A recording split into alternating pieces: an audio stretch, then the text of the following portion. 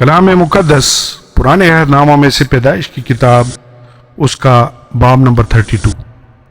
یعقوب عیسو سے ملاقات کی تیاری کرتا ہے، اور یعقوب نے بھی اپنی راہ لی اور خدا کے فرشتے اسے ملے، اور یعقوب نے ان کو دیکھ کر کہا کہ یہ خدا کا لشکر ہے، اور اس جگہ کا نام مہنائیم رکھا۔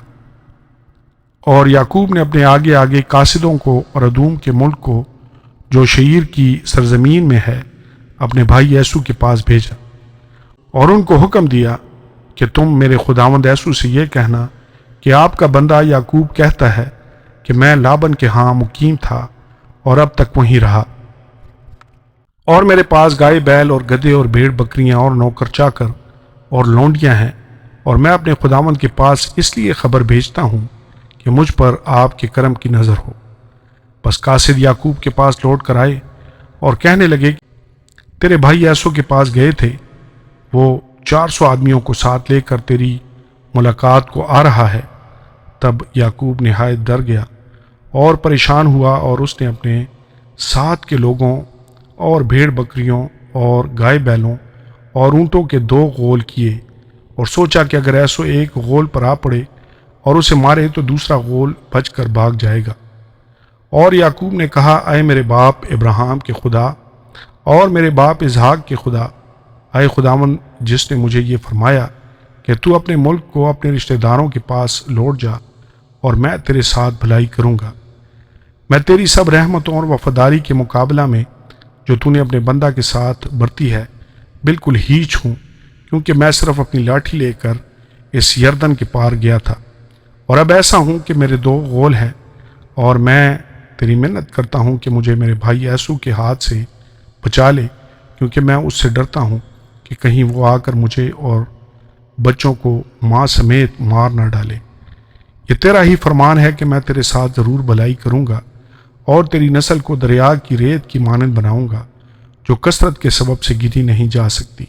اور وہ اس رات وہیں رہا، اور جو اس کے پاس تھا اس میں سے اپنے بھائی عیسو کے لیے یہ نذرانہ لیا، 200 بکریاں اور 20 بکرے، 200 بھیڑیں اور 20 مینڈے، اور 30 دودھ دینے والی اونٹنیاں بچوں سمیت، اور 40 گائیں اور 10 بیل، 20 گدھیاں اور 10 گدھے۔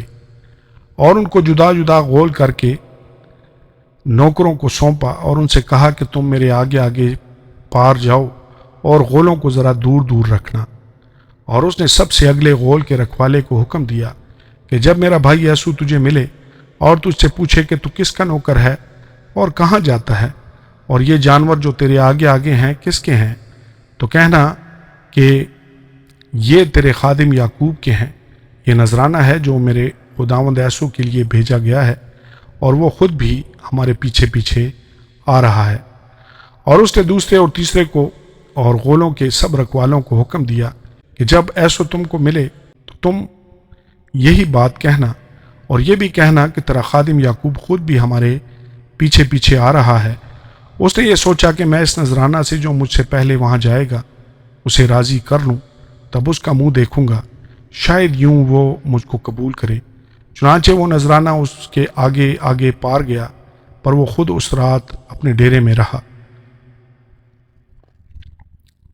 فنییل میں یعقوب کشتی لڑتا ہے، اور وہ اسی رات اٹھا اور اپنی دونوں بیویوں، دونوں لونڈیوں اور 11 بیٹوں کو لے کر ان کو یبوک کے گھاٹ سے پار اتارا، اور ان کو لے کر ندی پار کرایا اور اپنا سب کچھ پار بھیج دیا۔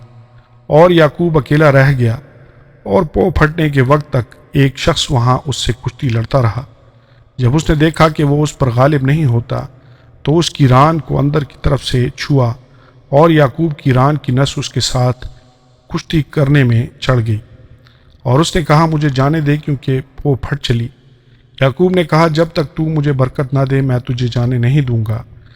تب اس نے اس سے پوچھا کہ تیرا کیا نام ہے؟ اس نے جواب دیا یعقوب۔ اس نے کہا کہ تیرا نام آگے کوئی یعقوب نہیں بلکہ اسرائیل ہوگا، کیونکہ تو نے خدا اور آدمیوں کے ساتھ زور آزمائی کی اور غالب ہوا۔ تب یعقوب نے اس سے کہا کہ میں تیری منت کرتا ہوں کہ تو مجھے اپنا نام بتا دے۔ اس نے کہا تو میرا نام کیوں پوچھتا ہے؟ اور اس نے اسے وہاں برکت دی، اور یعقوب نے اس جگہ کا نام فنییل رکھا، اور کہا کہ میں نے خدا کو روبرو دیکھا۔